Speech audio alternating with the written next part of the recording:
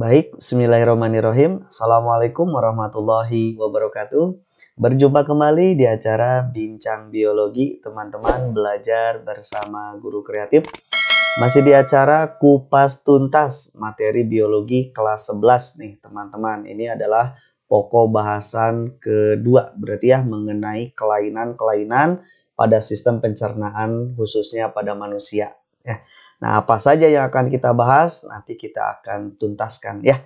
Nah, perlu diketahui sama teman-teman bahwa materi ini silakan bisa digunakan sama kalian untuk persiapan pendalaman di kelas ataupun untuk persiapan menjelang UTBK juga ujian mandiri ya. Oke, nah apa saja kelainan-kelainan sistem pencernaan pada manusia kita akan bahas kali ini. Oke, kita masuk ya. Jangan lupa like, comment, and subscribe. Ini dia teman-teman, kelainan pertama yaitu ada kelainan yang disebut sebagai diare. Nah, oke, bisa diperhatikan sama kalian. Yang pertama adalah kelainannya berupa diare. Nah, perlu diketahui bahwa diare ini teman-teman, berbicaranya konsep diare. Oke, warnanya kita coba. Oke. Nah, berbicaranya konsep diare ini perlu diketahui sama kalian bahwa dia merupakan suatu keadaan. Nah, keadaan yang seperti apa? Keadaan di mana aliran feses di dalam perutnya itu teman-teman khususnya gitu ya, yang mengalir ke usus itu dia terlalu cepat. Akibatnya apa? Jadi kalau aliran feses di dalam usus dia terlalu cepat, akibatnya apa? Akibatnya ketika seseorang melakukan proses yang disebut sebagai defekasi, ingat defekasi itu pembuangan ampas pencernaan, jadi BAB bahasa kitanya. Jadi ketika orang tersebut defekasi, apa yang terjadi? Maka defekasi yang dilakukannya itu menjadi lebih sering. Gitu ya. Apa yang dihasilkan? Nanti feses yang dihasilkannya itu dia banyak mengandung air. Dikarenakan aliran di dalam feses di dalam ususnya itu terlalu cepat, akibatnya orang tersebut mengalami proses yang disebut sebagai buang air besar yang terlalu sering gitu ya, di mana fesesnya itu dia mengandung banyak air. Gitu ya. Nah, yang kedua konsepnya teman-teman bahwa diare ini pada umumnya diakibatkan oleh apa? Terjadi akibat salah satunya adalah mengkonsumsi makanan teman-teman atau mengkonsumsi minuman yang di dalamnya sudah terkontaminasi dengan virus misalkan gitu ya, atau terkontaminasi oleh bakteri atau dia terkontaminasi oleh virus dan bakteri juga oleh parasit gitu ya. Nah, selain itu teman-teman perlu kalian ketahui bahwa untuk mencegah kelainan diare ini, penyakit diare ini memang sangat dianjurkan kalian untuk selalu menjaga kebersihan diri gitu ya. Khususnya kebersihan terhadap makanan yang akan kita makan gitu ya. Misalkan mencuci buah-buahan ketika sebelum dimakan gitu ya, ataupun mencuci sayuran dengan baik gitu. Terus yang tidak kalah pentingnya bahwa tidak mengkonsumsi makanan atau minuman teman-teman. Jadi tidak mengkonsumsi mereka baik makanan ataupun minum air yang belum dimasak gitu ya. Itu dia menghindari salah satunya adalah terjadi kelainan yang disebut sebagai diare gitu ya, apalagi yang belum matang gitu. Oh, itu bahaya banget. Nah, selain itu dianjurkan kalian sebelum makan jelas lah ya, mesti rajin yang disebut sebagai cuci tangan dulu gitu ya sebelum makan. Itu adalah konsep-konsep bagaimana menghindari terhadap kelainan yang pertama ini gitu ya. Oke, yang kedua ada kelainan yang terjadi yang sering disebut sebagai sembelit teman-teman atau konstipasi. Nah, jika konstipasi atau sembelit ini adalah kelainan yang berkebalikan dengan diare gitu ya. Nah, sembelit ini teman-teman kapan? Jika kim yang dari lambung gitu ya masuk ke dalam usus teman-teman dengan sangat lambat. Nah, akibat pergerakan yang lambat sehingga air sudah banyak diserap oleh usus teman-teman. Jadi kim sedikit masuk ke dalam usus, akibatnya apa? Air yang terkandung di dalam usus itu diserap banyak oleh tubuh kita. Nah, hal ini mengakibatkan apa? Mengakibatkan ampas pencernaan dalam hal ini adalah feses menjadi keras teman-teman, menjadi kering. Kenapa? Sebab air sebelumnya diserap terlalu banyak usus. Begitu ya, akibat dari pergerakan kim dari lambung bergerak ke usus dia terlalu lambat gitu. Itu yang pertama. Yang kedua, selain itu teman-teman, biasanya sembelit ataupun konstipasi ini dia diakibatkan dikarenakan kurangnya makan berupa sayuran gitu ya, atau buah-buahan jarang dimakannya.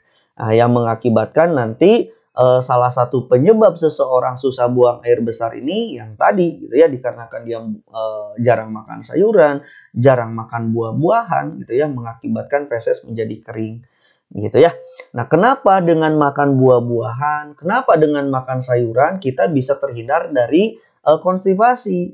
Nah, perlu diketahui bahwa buah-buahan dan sayuran ini teman-teman banyak mengandung serat. Nah, serat inilah yang berperan salah satunya adalah untuk melunakkan feses yang ada di dalam usus kita. Sehingga apa? Sehingga mudah dikeluarkan ketika seseorang melakukan defekasi atau BAB bahasa kitanya ya.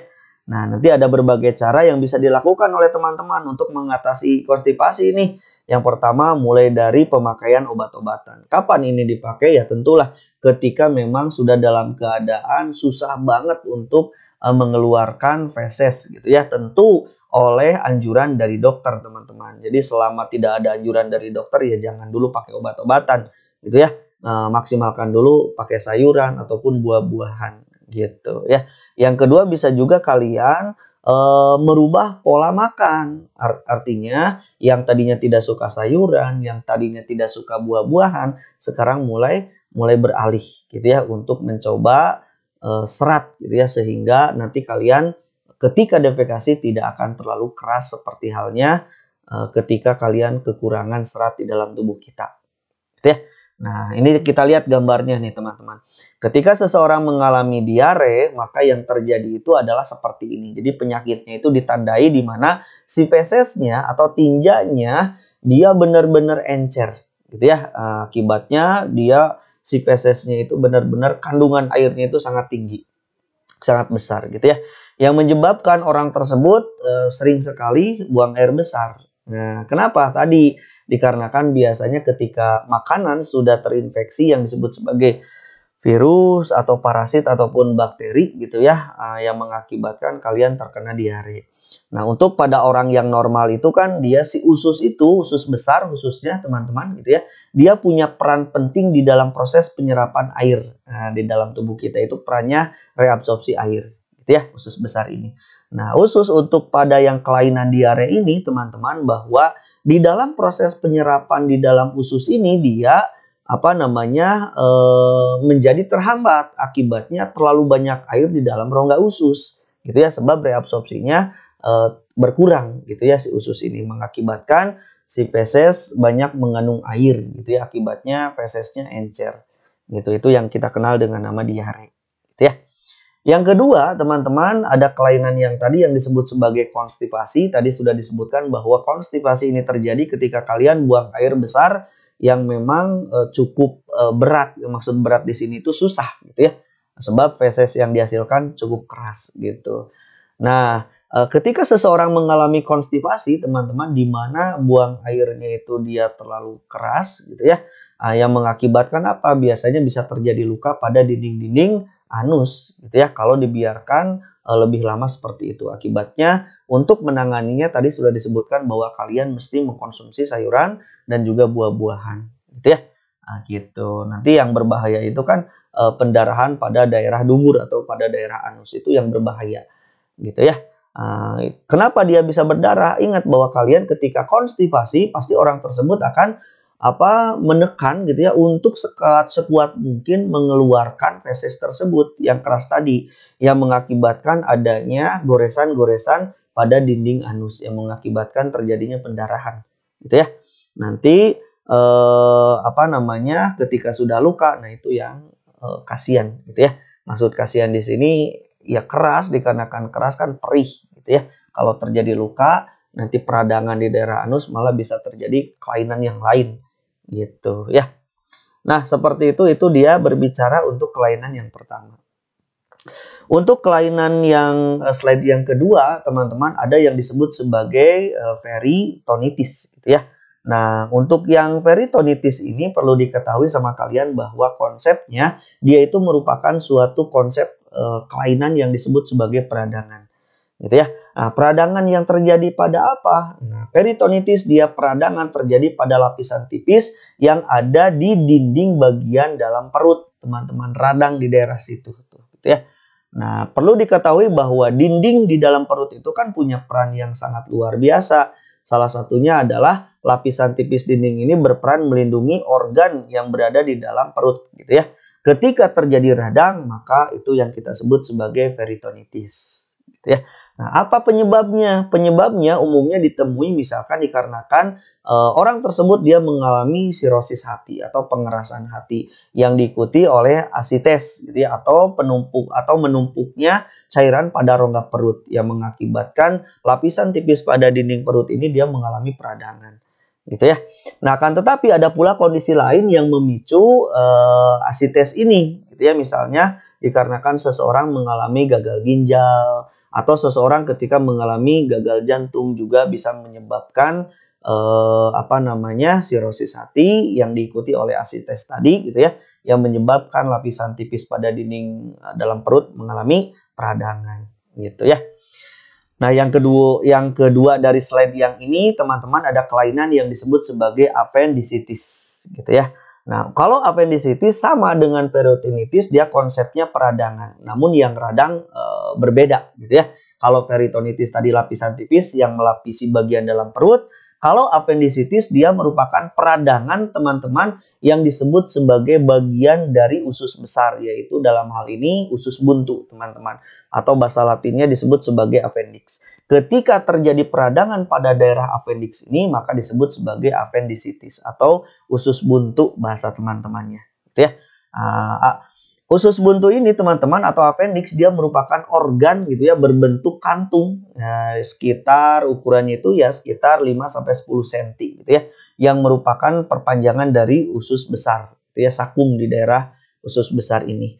Yang tersambung dengan usus besar, jelas, gitu ya, dari usus halus dari ileum, teman-teman, bergabung ke sakum, ke usus besar. Nah, di sakum ini dia ada tonjolan kecil sekitar 5-10 cm yang kita sebut sebagai appendix, gitu ya. Nah, kondisi ini umumnya ditandai dengan nyeri ketika teman-teman mengalami appendicitis. Ada kelainan yang disebut nyeri, gitu ya. Nyerinya di sebelah mana? Di perut bagian kanan bawah, teman-teman. Jadi di sebelah kanan, tepatnya di daerah bawahnya, itu akan mengalami sakit ketika teman-teman misalkan ditekan, atau misalkan ketika teman-teman terjadi gerakan tertentu yang menekan daerah perut bagian bawah kanan itu, yang menyebabkan rasa nyeri terjadi. Biasanya itu adalah appendicitis, itu ciri, gitu ya, dari appendicitis, gitu. Meskipun untuk dicek lagi harus memang datang ke dokter, gitu ya. Nanti bisa di CT scan, nanti dicek sama dokter. Yang selanjutnya, teman-teman, bahwa usus buntu ini dia terjadi kenapa? Akibat adanya infeksi pada rongga usus buntu. Jadi ketika rongga usus buntu ini dia terjadi peradangan, lalu terjadi infeksi, maka kelainannya kita sebut sebagai appendicitis. Nah, akibatnya apa? Akibatnya nanti ketika sudah radang terinfeksi, maka bakteri itu dia berkembang di daerah situ, gitu ya, yang menyebabkan nanti usus buntunya meradang. Sudah meradang, nanti bengkak, gitu ya. Nah, kalau sudah bengkak dan parah, biasanya bernanah. Nah, di sini dokter biasanya mengambil tindakan berupa operasi, gitu, operasi pengangkatan, gitu ya. Nah, seperti yang kalian ketahui bahwa ada beberapa upaya yang bisa dilakukan ketika kalian ingin menghindari resiko yang terjadi ketika kelainan appendicitis ini, gitu ya. Nah, apa saja yang bisa kita upayakan? Yang pertama, bisa meningkatkan asupan makanan yang memiliki sumber serat yang tinggi. Tadi sayuran, buah-buahan, gitu ya. Atau teman-teman dapat melakukan minum air putih, gitu ya, dalam jumlah yang cukup banyak. Itu pun bisa. Terus mengkonsumsi makanan yang mengandung probiotik. Nah, ini juga penting, gitu ya. Yang terakhir, teman-teman bisa melakukan ada hal yang disebut sebagai pemeriksaan kesehatan, tentunya secara berkala. Jadi bisa berkonsultasi dengan yang lebih ahli, dalam hal ini adalah dokter, gitu ya. Seperti itu. Nah, gambarnya kita lihat. Nah, ini teman-teman yang disebut sebagai peritonitis, oke, bahwa dia terjadi peradangan, gitu ya, pada bagian peritoneum. Peritoneum itu adalah lapisan jaringan ikat yang mengelilingi rongga organ perut kita gitu ya, yang pada umumnya biasanya si peritonitis ini kalau terjadi diakibatkan oleh bakteri ataupun infeksi dari jamur. Nah, gitu teman-teman ya. Jadi dinding-dindingnya si usus gitu ya mengalami peradangan yang mengakibatkan disebut sebagai peritonitis. Itu yang pertama. Yang kedua teman-teman tadi ada yang disebut sebagai appendix. Nah ini teman-teman appendix ini seperti yang kalian ketahui bahwa ini adalah lambung. Lalu lambung mengeluarkan kin gitu ya isinya ke duodenum, ke usus 12 jari. Yang nantinya terus ke jejunum, terus ke ileum. Dari ileum, nah ini dia, ini pertama persimpangan pertemuan antara usus besar dengan usus halus. Ini adalah sakum teman-teman gitu ya. Nah, sakum ini dia memiliki tonjolan 5-10 cm. Nah, ini yang kita sebut sebagai umbai cacing atau usus buntu atau appendix gitu ya ketika diperbesar. Nah, ini teman-teman. Nah, kalau terjadi peradangan di daerah sini, maka itu dia yang kita kenal dengan nama usus buntu. Ini bisa terjadi penanahan kalau makin parah gitu ya. Bisa diangkat kalau misalkan dokter menyarankan untuk operasi pengangkatan, maka daerah ini akan diangkat gitu. Ini berkenaan dengan usus buntu ya. Oke, baik, selanjutnya di slide yang ketiga ada kelainan lagi yang menyerang di dalam sistem pencernaan ini teman-teman, ada yang disebut sebagai kolik usus gitu ya. Nah, kolik usus ini teman-teman dia menghasilkan suatu nyeri gitu ya yang luar biasa yang berasal dari usus halus teman-teman ataupun berasal dari usus besar. Jadi ketika di daerah usus halus menghasilkan rasa nyeri yang sangat gitu ya, atau di daerah usus besar dia menghasilkan suatu nyeri yang sangat juga, maka biasanya kondisi ini teman-teman disebabkan oleh berbagai gangguan pada usus. Contohnya misalkan ada peradangan di daerah usus halus atau peradangan di daerah usus besar yang menghasilkan suatu nyeri yang luar biasa gitu ya, atau terjadi infeksi di daerah situ sehingga terjadi proses penyumbatan di usus teman-teman yang menyebabkan makanan gitu ya dan cairan yang lain dia tidak bisa melewati usus. Akibatnya apa? Terjadi radang ataupun infeksi terjadi di daerah situ yang mengakibatkan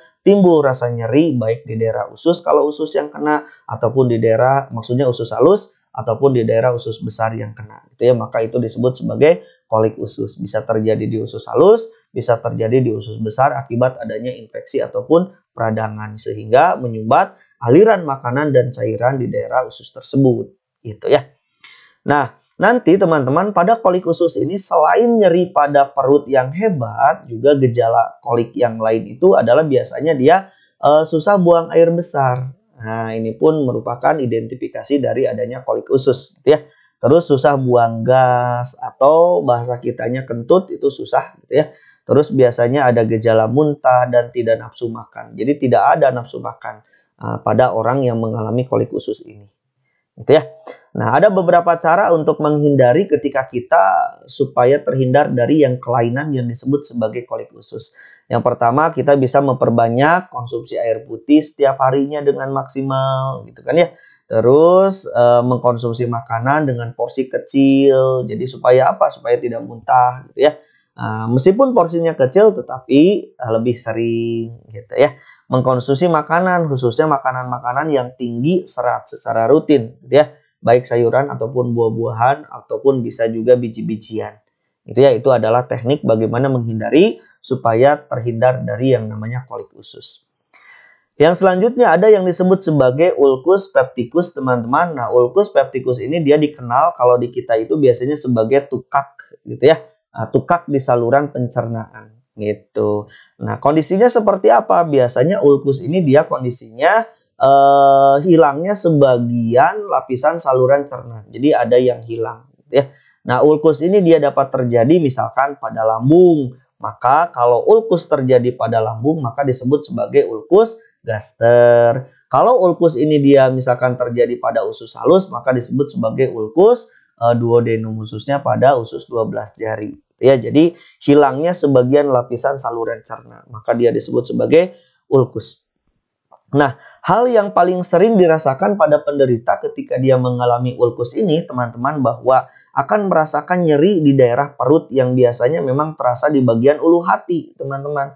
Jadi tepatnya di ulu hati merasa sakit yang luar biasa Terus biasanya dia akan muncul kapan? Biasanya setelah makan, tuh muncul sakit di daerah ulu hati. Nah, nyeri yang dirasakan ini teman-teman biasanya berupa rasa terbakar atau bahasa yang lainnya boleh disebutkan terasa perih gitu ya di daerah ulu hati ini. Gitu, itu identifikasinya. Nah, upaya yang bisa kita lakukan supaya terhindar dari ulkus peptikus ini adalah bisa jadi kita menghindari zat kimia yang disebut sebagai kafein gitu ya, juga alkohol itu hindari ya. Terus menghindari kebiasaan merokok, menghindari makanan yang biasanya menyebabkan rasa terbakar, misalkan pedas-pedasan gitu ya, rasa terbakar di dada ataupun di perut biasanya berupa yang pedas-pedas gitu ya. Terus menghindari obat-obatan berupa antiinflamasi seperti aspirin ataupun ibuprofen. Jadi memang ketika ada orang yang sensitif terhadap obat tersebut, maka mesti dihindari supaya tidak terjadi yang disebut sebagai ulkus peptikus, gitu ya. Nah, seperti apa gambarnya? Kita akan lihat teman-teman. Nah, ini dia. Nah, ini adalah ulkus yang terjadi pada duodenum, gitu ya. Nah, ini terjadi luka pada bagian atas usus kecil.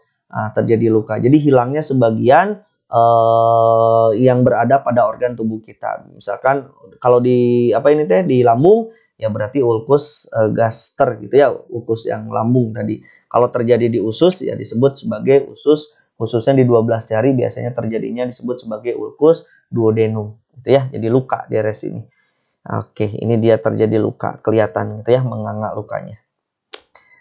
Oke, ini dia adalah contoh dari ulkus. Oke, terus selanjutnya teman-teman bisa dilihat bahwa yang menyebabkan kelainan pada sistem pencernaan yang selanjutnya adalah ada yang disebut sebagai serostomia.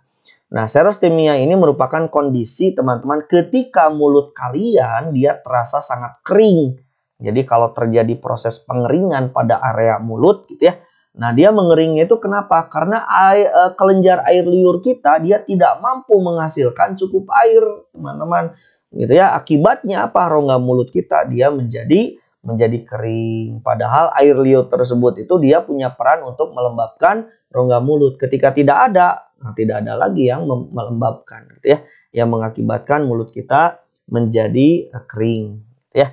Terus biasanya teman-teman kondisi ini dapat menyebabkan lidah menjadi kasar gitu ya, muncul sariawan, terus bibir biasanya pecah-pecah, mengalami infeksi di daerah mulut, nanti merasakan sensasi panas ataupun terbakar di daerah mulut gitu ya, sering merasa kehausan, air liur yang kental dan juga lengket, nantinya mengakibatkan kesulitan dalam proses mengecap, mengunyah, menelan dan juga berbicara gitu ya. Itu bahaya sekali ya.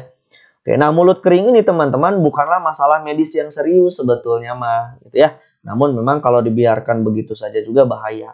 Nanti seringkali kondisi ini dia mudah diatasi dengan apa? Dengan cara biasanya banyak minum air putih saja itu sudah tertangani gitu ya.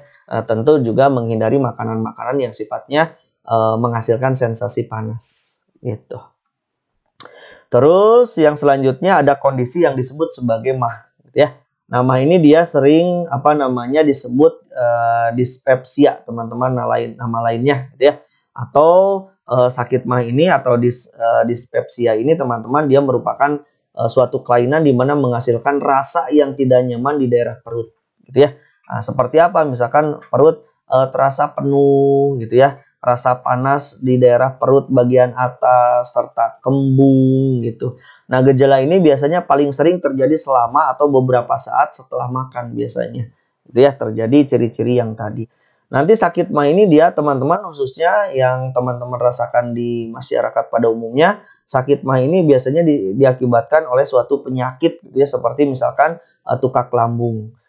Biasanya terinfeksi dikarenakan oleh suatu bakteri yang disebut sebagai Helicobacter pylori gitu ya, yang mengakibatkan sakit mah ini. Atau bisa juga dikarenakan adanya peradangan pada lambung yang kita sebut sebagai gastritis. Jadi lambungnya mengalami peradangan juga bisa gitu ya. Nah, sakit mah ini teman-teman dapat dicegah oleh apa? Nah, bagaimana cara mencegahnya? Biasanya teman-teman cukup mengkonsumsi makanan yang pedasnya itu dibatasi. Jadi jangan terlalu banyak makanan yang bersifat pedas. Juga makanan-makanan yang banyak mengandung lemak juga dikurangi, gitu ya. Dan mengurangi atau bahkan jangan gitu ya. Kalau kita sebagai muslim haram ketika meminum alkohol gitu ya, sebab berbahaya. Terus yang lebih tak kalah pentingnya adalah teman-teman mesti mengelola yang disebut sebagai stres gitu ya. Mengelola stres dengan baik artinya jangan mudah terlalu stres gitu ya. Dan juga tidak merokok. Nah, itu dia bagaimana cara menghindari kelainan yang kita sebut sebagai MAH gitu ya. Nah, ini gambarnya teman-teman untuk kelainan yang pertama, di mana untuk lidah yang sehat itu seperti ini gitu ya. Nah, sekarang lidahnya mengalami masalah akibat ini kekurangan air dalam tubuh gitu ya, mengakibatkan lidah kita seperti ini, pecah-pecah gitu ya. Oke, jadi pertolongannya tadi cukup teman-teman banyak makan yang banyak minum gitu ya. Dengan banyak asupan air itu bisa mencegah dari kelainan yang pertama tadi gitu ya, yang mulut kering. Nah, yang kedua, ini teman-teman berbicara tentang kelainan yang disebut sebagai MAH, di mana MAH itu untuk lambung sehat ini seperti ini. Kalau dia terjadi MAH, maka ada luka bisa di daerah duodenumnya, bisa juga luka di daerah lambung itu sendiri, ya, yang mengakibatkan rasa nyeri yang timbul. Gitu ya, seperti itu teman-teman. Ini gambarnya. Oke, kita lihat ke slide selanjutnya. Ini dia berkenaan dengan kelainan yang selanjutnya ada yang disebut sebagai gastritis, teman-teman. Untuk gastritis ini dia merupakan peradangan. Peradangan terjadi di mana? Di daerah dinding-dinding lambung, teman-teman. Nanti kondisi ini umumnya dia ditandai dengan nyeri di bagian ulu hati, gitu ya. Dan jika dibiarkan terus-menerus, maka gastritis ini dia bisa berlangsung secara bertahun-tahun, teman-teman, yang menimbulkan apa? Menimbulkan komplikasi nantinya. Komplikasinya berupa penyakit-penyakit serius gitu ya. Bisa tukak lambung dan juga bisa yang lainnya. Terus diakibatkan apa gastritis ini? Biasanya teman-teman yang suka menggunakan obat-obatan tertentu yang memicu terjadinya peradangan di daerah dinding lambung itu bisa. Misalkan contoh obat-obatan yang sifatnya kortikosteroid gitu ya. Nah, itu juga bisa. Terus mengkonsumsi minuman beralkohol, bisa juga terinfeksi virus ataupun bakteri. Terus teman-teman mengalami stres berat, itu bisa terjadi gastritis gitu ya. Menderita penyakit autoimun juga bisa, yang menyebabkan sistem kekebalan tubuh kita itu menyerang dinding-dinding lambung yang tadinya nggak boleh gitu ya, itu autoimun. Nah, seperti itu. Terus gastritis ini teman-teman dapat dicegah bagaimana caranya? Nah, cara mencegahnya teman-teman menjaga pola makan dan gaya hidup. Nah, selain itu nanti menghindari makanan-makanan yang sifatnya pedas atau makanan-makanan yang banyak mengandung asam, berlemak ataupun yang digoreng-goreng nih teman-teman. Yang tak kalah pentingnya teman-teman menghindari berbaring setelah makan gitu ya. Sampai waktu 2 sampai 3 jam lah setelahnya gitu ya. Mengurangi konsumsi minuman yang berkafein ataupun alkohol. Terus juga yang tak kalah pentingnya adalah mengelola stres gitu ya, supaya tidak terjadi kelainan yang disebut sebagai gastritis ini. Terus ada yang disebut sebagai tukak lambung, teman-teman. Kalau tukak lambung biasanya ditandai dengan adanya luka lepuh, teman-teman, pada dinding-dinding lambung. Waduh, sakitnya luar biasa gitu ya. Nah, penyebabnya apa? Penyebabnya diakibatkan oleh bakteri biasanya, teman-teman, gitu ya, Helicobacter pylori gitu ya. Efek sampingnya atau misalkan bisa dari efek samping dari obat-obatan yang teman-teman konsumsi, misalkan dari antiinflamasi non steroid gitu ya, bisa menyebabkan luka lepuh pada dinding-dinding lambung. Itu bahaya banget gitu ya. Nah, ketika mengalami tukak lambung di mana dinding-dinding lambung mengalami lepuh, teman-teman, gejalanya biasanya sakit perut di daerah bagian atas gitu ya. Dan juga kembung, teman-teman. Nanti ada gejala lain yang menyertainya seperti mual, muntah, hilangnya nafsu makan gitu ya. Hingga warna feses biasanya menghitam. Itu sudah parah nih, terjadi tukak lambung. Biasanya menghitam itu diakibatkan ada darah di situ ya. Dikarenakan lambungnya luka, darah keluar ke usus, akibatnya bersatu dengan feses gitu ya. Lama-kelamaan kan si darah itu akan kering gitu ya, yang nantinya menghitam dan menutupi area fesesnya. Begitu.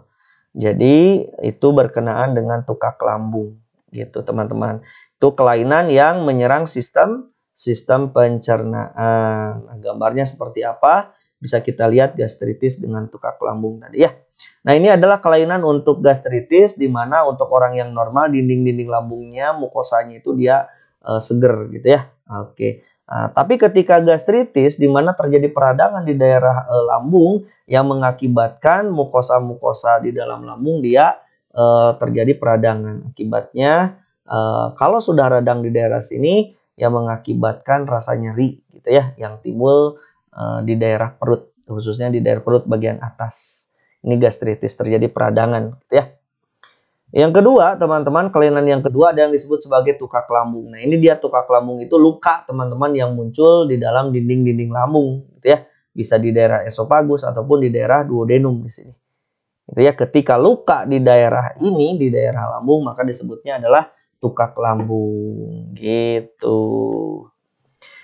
Nah, itu sih teman-teman berkenaan dengan kelainan-kelainan yang memang sering menyerang di dalam sistem pencernaan khususnya pada manusia gitu ya. Mudah-mudahan bermanfaat. Terima kasih. Assalamualaikum warahmatullahi wabarakatuh.